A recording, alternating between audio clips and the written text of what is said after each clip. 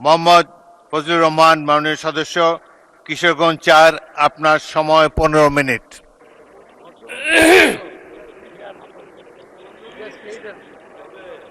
মাননীয় স্পিকার, আপনাকে অসংখ্য ধন্যবাদ। আমি বক্তব্য দিতে ওঠার আগেই আপনি বিশেষ কারণে আমাকে বসিয়ে দিলেন, যৌক্তিক কারণে। কিন্তু এরপরেই হাউস যা হলো, এখন আমার বক্তব্য কি হবে আমি বুঝতে পারছি না, কারণ আমার মনটা খুব ভালো নেই। মাননীয় স্পিকার, আমার গলাটাও ভালো না, কারণ গতকাল সারা রাত আমি ঘুমাতে পারিনি। হাওর অঞ্চলে যে বৃষ্টি হচ্ছে, যে শিলাবৃষ্টি হচ্ছে, হাওর অঞ্চলের সমস্ত ফসল তলিয়ে যাচ্ছে। একটা মাত্র ফসল 12 মাস মানুষকে অন্যের উপরে, অন্য এলাকার উপরে নির্ভর করে থাকতে হবে তাদের পেটের ভাত পরনের কাপড়ের জন্য। আমি এই ব্যাপারে আমাদের নেতা, সংসদ নেতা এবং মাননীয় প্রধানমন্ত্রী সহ সংশ্লিষ্ট সমস্ত মন্ত্রীদের কাছে অনুরোধ করছি, হাওর অঞ্চলকে দয়া করে এবার বাঁচান। এবং প্রথমেই আমি প্রস্তাব করে নিলাম, হাওর অঞ্চলকে সঠিকভাবে বাঁচাতে হলে 35টি জেলা নিয়ে একটি হাওর মন্ত্রণালয় করতে হবে, এবং এই দাবি করে আমি আমার মহামান্য রাষ্ট্রপতির ভাষণের উপরে বক্তব্য শুরু করছি। আমি প্রথমেই শ্রদ্ধা জানাই মহান নেতা, মুক্তিযুদ্ধের ঘোষণাদানকারী, তৎকালীন মেজর, পরবর্তী সময়ের রাষ্ট্রপতি শহীদ প্রেসিডেন্ট জিয়াউর রহমানের প্রতি,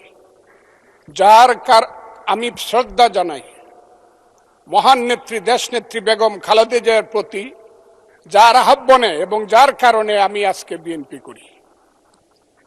তিনি আজকে নাই, আমি তার আত্মার মাগফিরাত কামনা করি। আমি বক্তব্যের আগেই আমাদের নেতা প্রধানমন্ত্রী জনাব তারেক রহমান, তাকে উদ্দেশ্য করেই বলবো, মর্নিং শোজ দ্য ডে। সকালবেলায় দেখা যায় বিকালটা কেমন যাবে।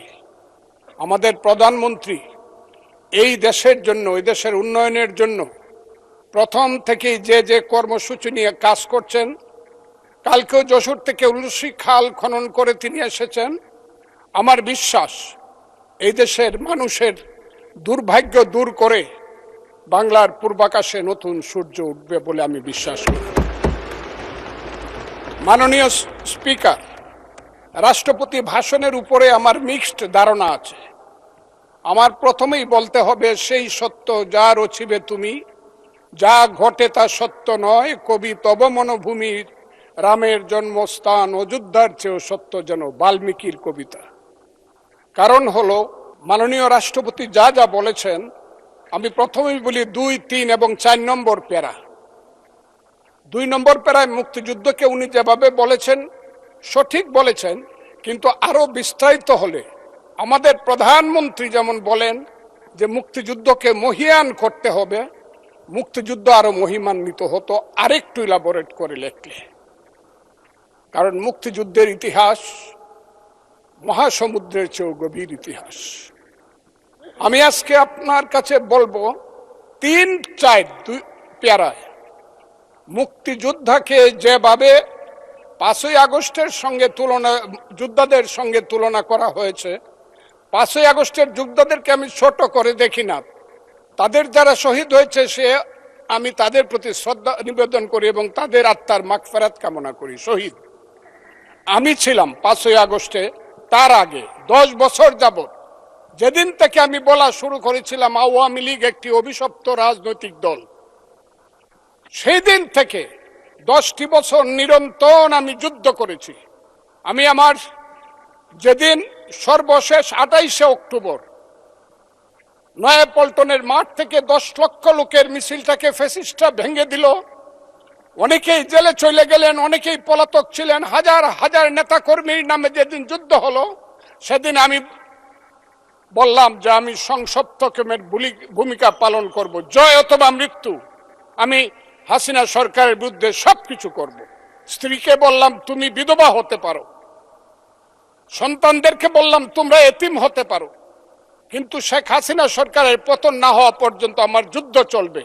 এবং আমি বোধহয় একমাত্র ব্যক্তি যে 4 আগস্ট দুপুর 1টার সময় বলেছিলাম যে আগামী 24 ঘন্টার মধ্যে শেখ হাসিনা চলে যাবে, কারণ তার সরকার উত্তর সিরানা হয়ে গেছে, এবং 23 ঘন্টার মধ্যে শেখ হাসিনার সরকার চলে গিয়েছিল।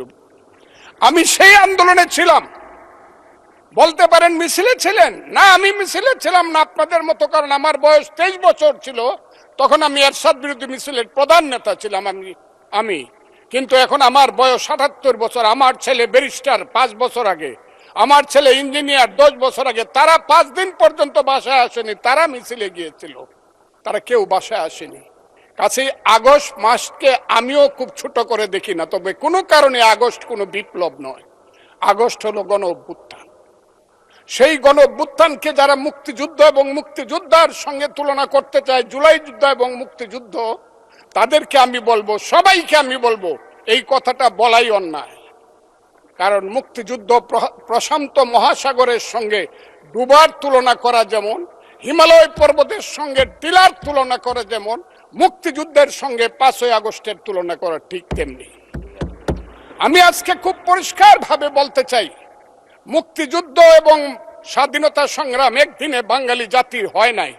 ওই কালকে আমাদের ভাই, আমার এক ভাই ব্যারিস্টার নৌসাদ জমির পাল বংশের কথা বলেছিল, যে পাল বংশ আজ থেকে প্রায় 1000 বছর আগে, 2000 বছর, 1000 বছর আগে বগুড়ার মহাস্থানগড় পুণ্ড্রবর্ধনের রাজধানী স্থাপন করে বাঙালির যে শাসন শুরু করেছিল, তারপরে সেন শাসন থেকে ধরে সর্বশেষ মুঘল শাসনের পরে যখন 1757 সনে মির্জাফরের বিশ্বাসঘাতকতায় সিরাজউদ্দৌলার পতন হয়েছিল, নীল সাহেবদের অত্যাচারে যখন মানুষ জর্জরিত হয়েছিল, 1770 সন যাকে বলা হয় 74-এর মন্বন্তর, সেই সময়ে যখন বাংলার 1/3 লোক না খেয়ে মরেছিল, নীল সাহেবদের অত্যাচারে যখন বাংলার মায়েরা কেঁদে কেঁদে ছড়া বলতো, ছেলে ঘুমালো, পাড়া জুড়ালো, বর্গি এলো দেশে, বুলবুলিতে ধান খেয়েছে, খাজনা দিব কিসে, ধান ফোরালো, পান ফোরালো, খাজনার উপায় কি,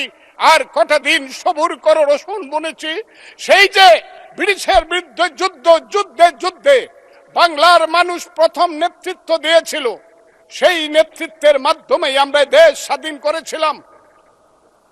আমি আজকে আপনাদেরকে বলি, 2005 সন থেকে ধরে 8 সনে ক্ষুদিরাম মের ফাঁসি, যে ফাঁসিতে গান হয় বাংলায় আজও একবার বিদায় দেমা ঘুরে আসি, সেই প্রফুল্ল চাকির ফাঁসি, এই যে যুদ্ধ, তারপরে চিত্তরঞ্জন দাস, এরপরে 190 বছর পরে একজন বাঙালি মুসলমানের সন্তান, বাড়ি তার বরিশাল, সিরাজউদ্দৌলার পরে প্রথম বাংলার সিংহাসনে বসলো। ওই দিন দেখলাম 2 জন মন্ত্রী সাহেব বললেন উনি মুখ্যমন্ত্রী। নো, 1937 সনে যখন শেরে বাংলার সিংহাসনে বসেছিলেন, তখন উনি প্রধানমন্ত্রী ছিলেন। সেই শেরে বাংলা ফজলুল হক, হুসেন শহীদ সোহরাওয়ার্দী, দেশ থেকে দেশান্তরে গিয়ে সুভাষ বোস, মৌলানা আব্দুল হামিদ খান ভাসানী, বঙ্গবন্ধু শেখ মুজিবুরেরা বাংলাদেশের স্বাধীনতা সংগ্রামের ভিত্তি স্থাপন করেছিল। সেই ভিত্তির উপরে দাঁড়িয়েই 1971 সনে আমাদের নেতা সেই শহীদ জিয়াউর রহমান বলেছিলেন প্রথম নিজের নামে, I Shahid Zia, I major Zia do hereby declare the independence of Bangladesh, প্রথম নিজের নামে, পরে বঙ্গবন্ধুর নামে। আমি আজকে আপনাদের কাছে বলতে চাই, মুক্তিযুদ্ধ এত সহজ জিনিস না। আপনি যে এখানে বসে আছেন, আপনি যে সালুটি করে যুদ্ধ করেছিলেন 4 দিন, কত লোক মারা গিয়েছে, কত সন্তান শহীদ হয়েছে, একটা বন্দুকের আওয়াজ, একটা কামানের আওয়াজ সিলেটে হয়েছে, আর আমি ময়মনসিংহে বসে সেই আওয়াজটি শুনেছি। আখাউড়াতে সেই নদীতে যে যুদ্ধ হয়েছে, যে যুদ্ধে নেতৃত্ব দিয়েছে খালেদ মুশাররফ, হায়দারেরা, সেই শব্দ আমার বাড়ি থেকে 100 কিলোমিটার দূরে, সেই শব্দ আমি শুনেছি। ওই যে ধানোয়া কামালপুরে কর্নেল তাহেররা যুদ্ধ করেছে, সেই যুদ্ধের সংবাদ শব্দ আমি কিশোরগঞ্জ থেকে শুনেছি। 11টা সেক্টর ছিল, 1 নম্বর সেক্টর কমান্ডার জিয়াউর রহমান, 2 নম্বর খালেদ মোশাররফ। জিয়াউর রহমান যখন ব্রিগেড কমান্ডার হলেন তখন কমান্ডার হলেন সেইখানে ওই ফেনীর যুদ্ধ, জাফর ইমামদের আজকে যাই করুক তারা, বিলুনিয়ার যুদ্ধ তো আমরা বলবো না। 2 নম্বর sector commander Khaled Mosharraf Haider, 3 number sector commander Shafiullah, 4 number CR Dutta, 5 number Mir Shaukat Ali, 6 number M K Bashar, 7 number Kazi Nuruzzaman, 8 number M A Manjur, 9 number M A Jalil এবং সর্বশেষ 11 নম্বর হইল কর্নেল তাহের, যার পা চলে গিয়েছিল। সেই যুদ্ধ, যে যুদ্ধে সারা পৃথিবী জড়িত ছিল, যে যুদ্ধে ইন্ডিয়া 3রা ডিসেম্বর 1971 সনে আমাদেরকে সহযোগী করার জন্য অংশগ্রহণ করেছিল এবং তার হাজার হাজার সৈন্য এই মাটিতে রক্ত দিয়ে গেছে, এবং যে ইন্ডিয়া আমাদের দেশের স্বাধীনতার জন্য বঙ্গোপসাগরে যে 7ম নৌবহর এসেছিল আমেরিকার, বিশ্বযুদ্ধের রিস্ক নিয়েছিল আমাদের জন্য, সোভিয়েত ইউনিয়নের মতো তিনটা ভেটু দিয়েছিল, তা না হলে আমাদের দেশ স্বাধীন হতো কিনা সন্দেহ ছিল। সেই মুক্তিযুদ্ধের সঙ্গে যখন 1 মাসের গণ আন্দোলনকে তুলনা করা হয়, তখন মুক্তিযুদ্ধকে ছোট করা হয়। আমি মনে মনে ভাবি হয়তোবা আমি মরে গেলেই ভালো হতো। আমি আজকে আপনাদের কাছে প্রশ্ন রাখতে চাই, 5ই আগস্টের পরে কি হলো? আমাকে একটু 5ই আগস্টের পরে কি হলো আপনারা জানেন। এইখানে ইউনূস সরকার ছিল, আমি শিল্পকলার সামনে থাকি, একটা গান হইতে পারে নাই, একটা নাটক হইতে পারে নাই, একটা লালনের গীতি হইতে পারে নাই, একটা বাউল গান হইতে পারে নাই। সব কিছু কালো শক্তি ধ্বংস করে দিয়েছিল। তারা বলেছিল কোন মুক্তিযুদ্ধ হয় নাই, 47-এ যুদ্ধ হয়েছে, আর 24-এ যুদ্ধ হয়েছে, আর 71-এ গন্ডগোল হয়েছে। সেই দিন মুক্তিযোদ্ধা হিসাবে আমি বলেছিলাম, আমি বলতে পারবো কিনা কথাটা আপনি, এই আলবদর রাজাকারের বাচ্চারা, এখনো কিন্তু ফজলুর রহমানদের মতো মুক্তিযোদ্ধারা জীবিত আছে। এই দেশে মুক্তিযুদ্ধ হয়েছে, মুক্তিযুদ্ধ সত্য, 30 লক্ষ লোক জীবন দিয়েছে, এটাও সত্য। এই যুদ্ধের মধ্য দিয়ে আমরা সেদিন তাদের সঙ্গে যুদ্ধ করেছি। আমার বাড়ির সামনে মব হয়েছে আমাকে হত্যা করার জন্য। সেদিন আমি আজকের পুলিশকে ধন্যবাদ দিব, আজকের মিলিটারিকে ধন্যবাদ দিব। 10 মিনিটের মধ্যে আমার বাড়ির সামনে তারা গিয়ে উপস্থিত হয়েছে আমাকে বাঁচানোর জন্য। অনেক চক্রান্তের মধ্য দিয়ে ইলেকশন হয়েছে। সেই ইলেকশনে তারা কি করেছে, আজকে যারা আমার ডান দিকে বসে আছে তারা কি করেছে, একদিন তো আমরা ভাই ছিলাম নাকি? তারা যা করেছে সেটা কল্পনা করার মতো না। যত চক্রান্ত করেছে, সেই চক্রান্তের ভিতর দিয়ে যখন তারা প্রচার করতে শুরু করলো তারা বাংলায় 2/3 মেজরিটি পেয়ে তারা পাস করবে, আমি হতভাগা ফজলুর রহমান বলেছিলাম জামাত জোট যদি মেজরিটি পায় তাহলে আমি বিষ খাবো। এই কথাটা আমি বলেছিলাম, আমি বিষ খাবো। হ্যাঁ, কথাটা সত্য, আমি বলে যাচ্ছি। এবং তারা কোনোদিন যুদ্ধে জয়লাভ করতে পারে না, রাজনৈতিক যুদ্ধে, কারণ তাদের পূর্বপুরুষ বাংলাদেশ চায় নাই। বাংলাদেশ যদি থাকে, এই বাংলায় শুধু বেলিচা মিলিয়ার জুই ফুল ফুটে না, এদেশে রক্ত গোলাপ, রক্ত জবাও ফুটে। এদেশের জঙ্গলে শুধু কোকিল ডাকে না, এদেশের জঙ্গলে রয়্যাল বেঙ্গল টাইগারও থাকে। যতদিন রয়্যাল বেঙ্গল টাইগার থাকবে, মুক্তিযোদ্ধা জিতবে, রাজাকার কোনোদিন এদেশে জয় লাভ করতে পারবে না। আমি চ্যালেঞ্জ করে বলে গেলাম। আমি আজকে আপনাদের সামনে আরো কিছু বলতাম, কিন্তু আমি টাইমটা দেখতে চাই, আরেকটা কথা বলতে চাই।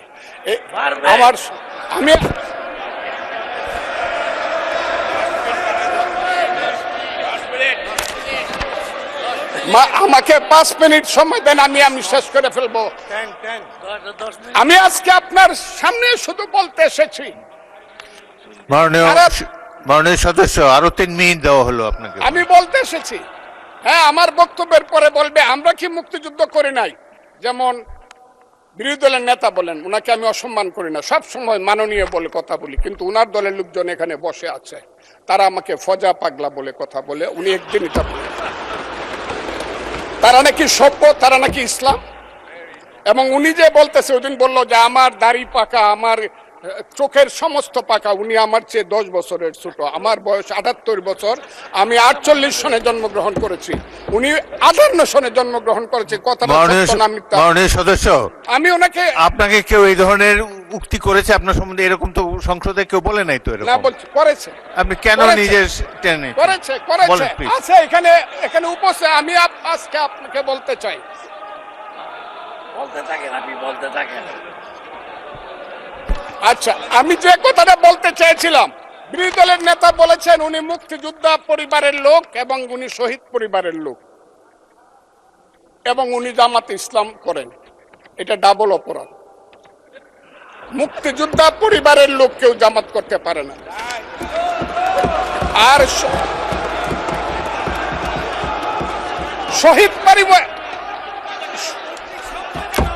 শহীদ পরিবারের লোক, শহীদ পরিবার, মাননীয় সদস্যবৃন্দ ওনাকে বলতে দেন।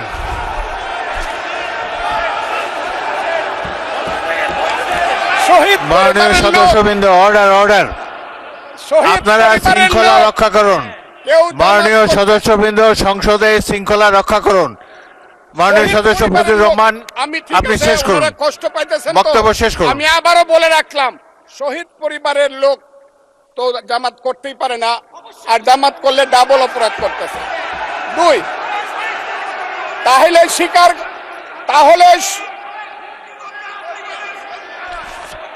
তাহলে আমি আপনাদেরকে বলি, মাননীয় সদস্যবৃন্দ, আমি আমি আমি এক সেকেন্ড, এক সেকেন্ড। মাননীয় সদস্য ফজলুর রহমান, বসেন বসেন বসেন। আপনি বলতে থাকেন, বলতে থাকেন। আমি আপনাদেরকে মাননীয় সদস্যবৃন্দ, প্রোডাকশন আশা করতেছি। মাননীয় সদস্যবৃন্দ বসুন। কিন্তু আমার গলা সংসদে অনেক উঁচু গলা। শৃঙ্খলা রক্ষা করুন। ওনার গলা, আমি কিন্তু ওনাদেরকে খারাপ কিছু বলি নাই। বসেন। একটা স্যাম্পল। মাননীয় সদস্য ফজলুর রহমান, মাননীয় সদস্য ফজলুর রহমান, আপনি একটু অপেক্ষা করুন। আপনি বলতে থাকেন না। মাননীয় সদস্যবৃন্দ, আমি কাজী আজকে নজরুল ইসলাম, আপনাদেরকে প্লিজ সিট জিজ্ঞাসা ডাউন, করি, প্লিজ সিট ডাউন, আমি বলছি my please lord, sit down. এই যে দেখেন তারা কি বসেন, বসেন। ধরনের- তারা তারা কি ধরনের আচরণ করছে। আচ্ছা আজকে তাদেরকে মাননীয় জিজ্ঞাসা করি, সদস্যবৃন্দ, তাদেরকে আমি মাননীয় তাদেরকে সদস্যবৃন্দ, জানতে চাই, একটু মনোযোগ তাদের দিয়ে আমার পূর্বপুরুষ- কথাটি শোনার চেষ্টা করুন। বসেন, ভাইয়া।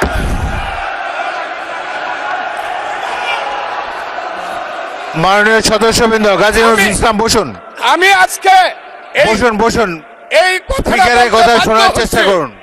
এই কথাটা মাননীয় বলতে- সদস্যবৃন্দ, ওই আমার আমি একটা কথা আপনারা আজকে মনোযোগ বলতে দিয়ে বাধ্য শুনেন। হচ্ছি, এদের সংসদে আচরণ দেখেন, এদের প্রত্যেক সদস্যের, পূর্বপুরুষরাই এক ফজলুর রহমান, সময় একটু ওয়েট করেন, একটু ওয়েট আলবদর করেন। এবং রাজাকার ছিল। মাননীয় সদস্য এবং ফজলুর এরা রহমান, আলিম ওয়েট করেন। চৌধুরীকে হত্যা করেছে, Hold on for a second. আলিম চৌধুরীকে হত্যা একটু অপেক্ষা করেছে। করুন। আমাদের নেতা জিয়াউর রহমানকে পাইলো এরা হত্যা করত 16ই ডিসেম্বরের আগে। মাননীয় সদস্য ফজলুর রহমান, অপেক্ষা করুন। আমার শেষ, আমাকে Hold on শুধু for 2 minutes. দেখেন ডিস্টার্ব, আমি আর তাদেরকে বল, মাননীয় সদস্যবৃন্দ, এটি বাংলাদেশের জাতীয় সংসদ। এখানে প্রত্যেকেই নির্বাচিত হয়ে এসেছেন। প্রত্যেকেরই এখানে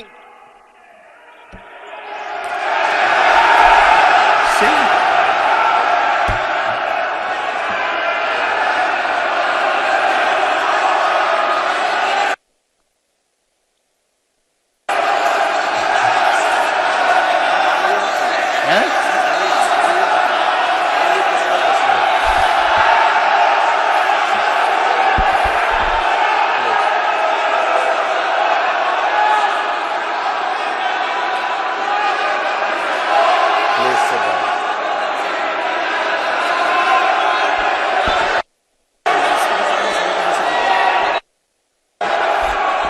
মাননীয় সদস্যবৃন্দ,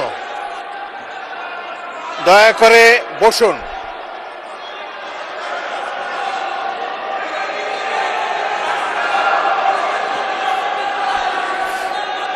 মাননীয় সদস্যবৃন্দ বসুন, বসুন বসুন, প্লিজ।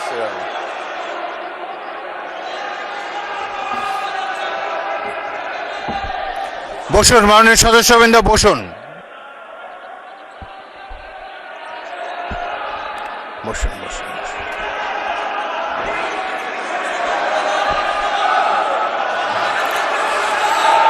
মাননীয় সদস্যবৃন্দ,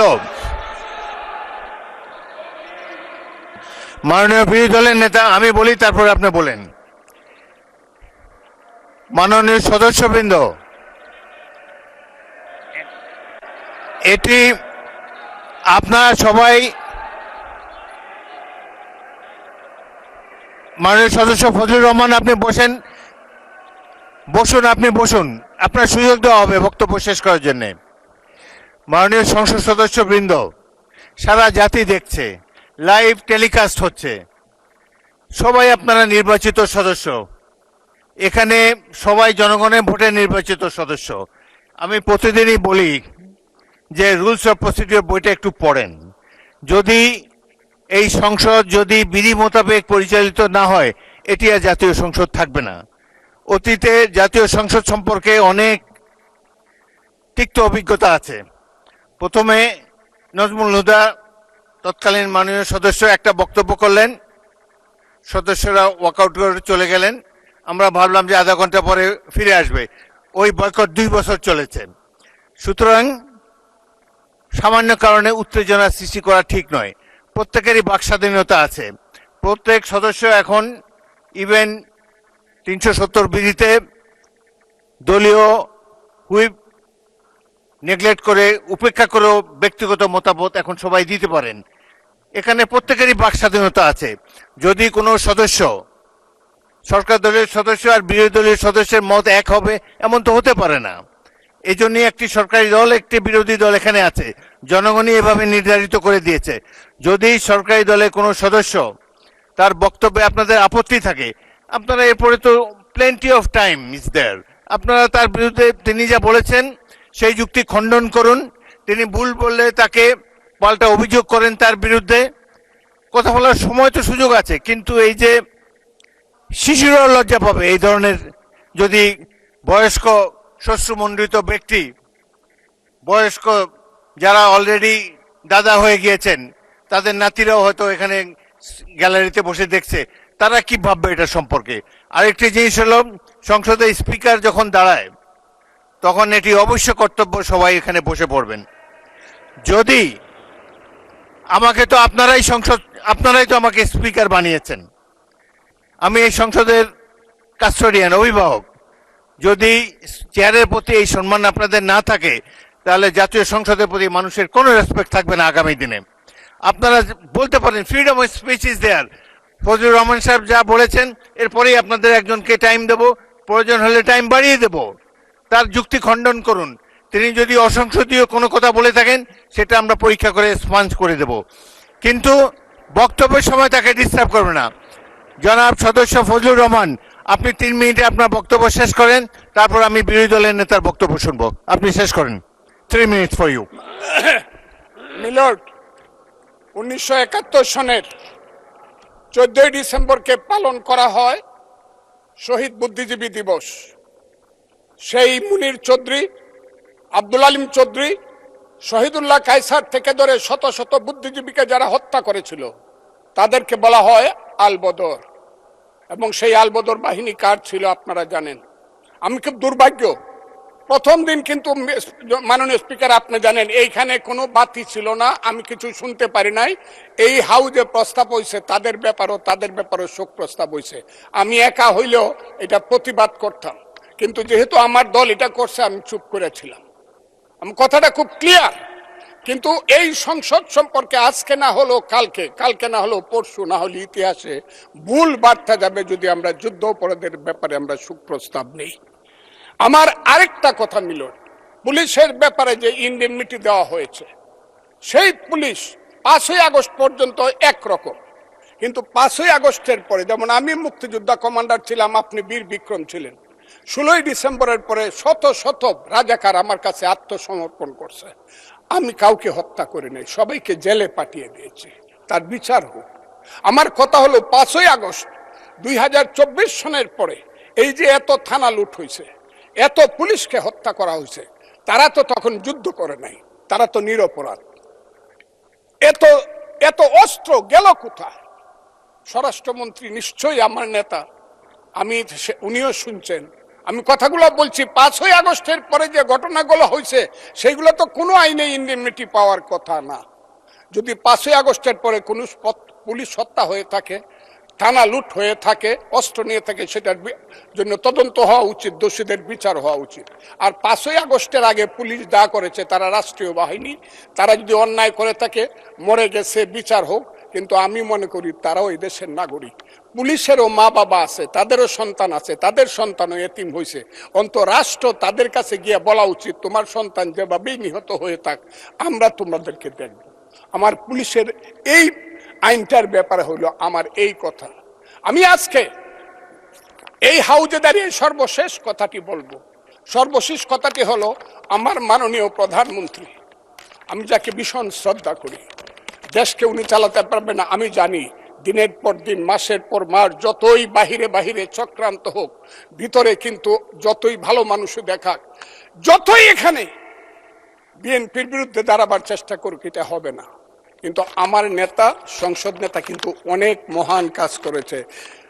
৭৮ জনকে ২২২ জনের সমান সমান ভাগ দেয়া কমিটি করেছে। আমি আমার নেতাকে বলবো, শেষ করেন মাননীয় সদস্য, শেষ করেন।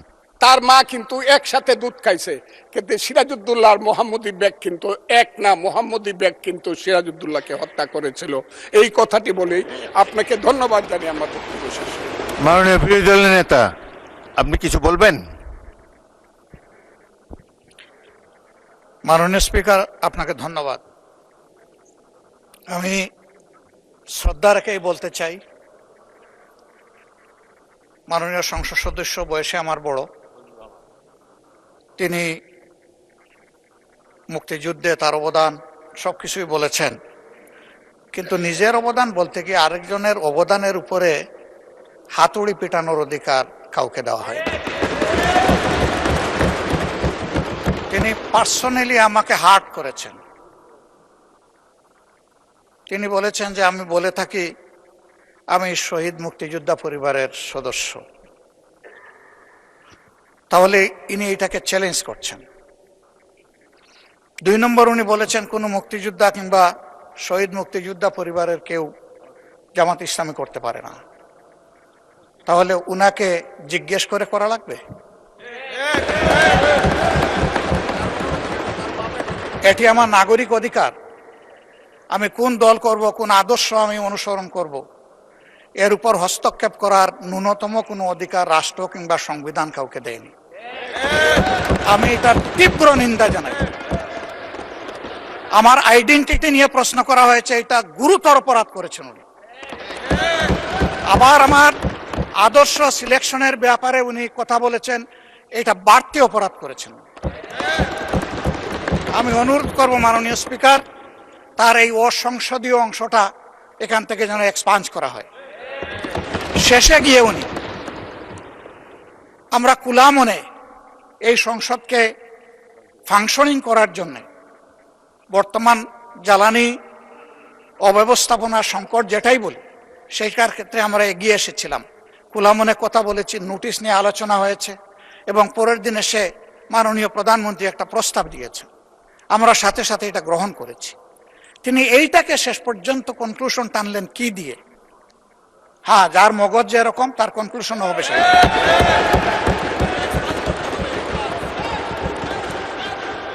তার মতো একজন প্রবীণ ব্যক্তির কাছ থেকে, রাজনীতিবিদদের কাছ থেকে আমি এই ধরনের আচরণ আশা করিনি। আমরা এখানে প্রথম দিনই বলেছি ভালো কিছু শিখতে এসেছি।